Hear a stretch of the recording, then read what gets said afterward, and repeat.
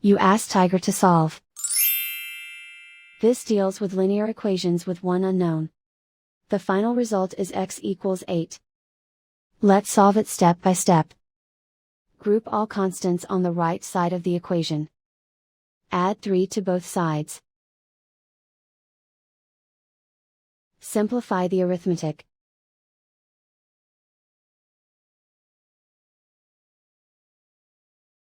Isolate the x.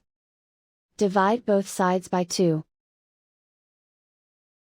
Simplify the fraction. Find the greatest common factor of the numerator and denominator. Factor out and cancel the greatest common factor. And so the final result is x equals 8.